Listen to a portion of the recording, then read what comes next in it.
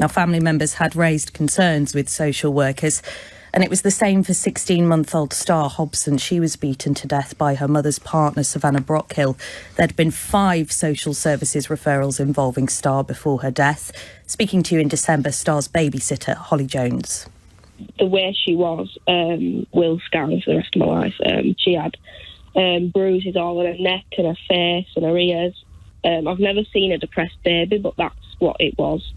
And now whistleblowers working in social care have told LBC that vulnerable children are at risk of serious harm because they are so dangerously overstretched, with hundreds of them leaving the profession due to stress. In the survey by the Social Workers Union exclusively for LBC, half said that they've raised concerns about a child with no proper action taken as a result, and a third say that's happened more than 5 times in the last 18 months. A huge 97% of the respondents said the vulnerable would be better protected if their caseloads were lighter. This social worker in the West Midlands, whose voice we've disguised, says she's been responsible for 50 children at one time. That's almost double the amount that's considered safe. I got to the point where I felt like I was just a walking zombie because I wasn't sleeping, but I was still getting up next day, getting on with it. It took its toll. I became physically unwell, and then I had to have a period of being signed off by my doctor. You have to find a way to manage that, but it's very difficult because I've had countless sleepless nights. Now, she's considered leaving the profession. The survey found that half want to quit their job, 8 in 10 are stressed, and a quarter break down in tears because of it every week. The Labour MP for South Shields, Emma Lewelbuck, is a former children's social worker, and she shadowed Nadeem Zahawi when he was children's minister. I warned him that all of this would lead to the loss of a child's life, and I was ignored. Nobody can sustain on that level of lack of sleep and that level of work and that level of trauma day in and day out without at some point potentially missing something. There'll always be people out there who will do unspeakable and horrific things to children, but if the support services are there and if the services there to protect them from that harm are resourced properly and those working in it aren't working under that level of stress, then they won't miss things. Well, the Department for Education has responded to our findings. It says it's investing in fast-track recruitment and training programmes, and councils are being given a share of £4.8 billion in grants for frontline services, including children's social care. Charlotte Lynch reporting. Thank you for that. Let's get more detail on this story now from Lara, who is a social worker in Manchester. On a daily or weekly basis, how isolated do you feel? Good morning. Morning, Nick. I suppose very isolated at the moment, working from home most of the time.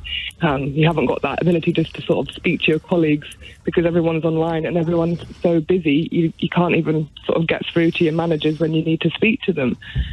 The work that my colleague's done with your trade union, how aware do you think most people who are not in the profession, I repeat, not in the profession, how aware are people of the challenges that you and your colleagues face? No, I don't think people know because I'm constantly speaking to friends and family about, the reality of being a social worker. And, they're always so shocked and just say, why are you doing it? Get out. You're so stressed and it's not doing you or your family any good. So why are you doing this job? And then you question, why am I doing this job? And, I see people leaving left, right and centre. How many cases are currently metaphorically on your desk or in your workload?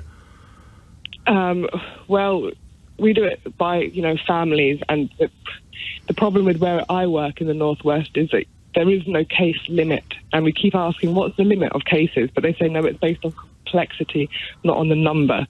So you can have 30 children, you can have 50 children. Some people have got 20, but you could have 20, but you could have the most complex things going on. So, there's sort of no there's no real guidance which would help there, I'm afraid. Let me ask you, do you think management is aware of these problems? I think management are aware of the problems, but, they have the best intentions and they're trying to do the best that they can. But with the resources, with the money, with their stress and staffing issues as well, I think everyone's just sort of running around without enough time to reflect on a system which is completely broken. Obviously, lastly, Lara, the solution is more staff, but you can't turn the tap on. We can't suddenly just shake a tree and dozens of social workers fall from it. So what is an interim solution?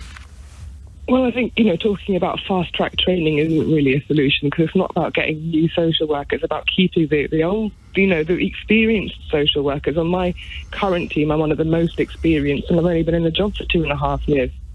Everyone else are, students still, or in their first year of social work. But people are leaving because of their caseloads, because of the stress, and because of the feeling of sickness you get in your stomach when you turn on your phone every morning and look at your emails in fear of what's happened with your caseload. Hey, thank you, Lara, social care worker from Manchester, detailing the story as it is for her.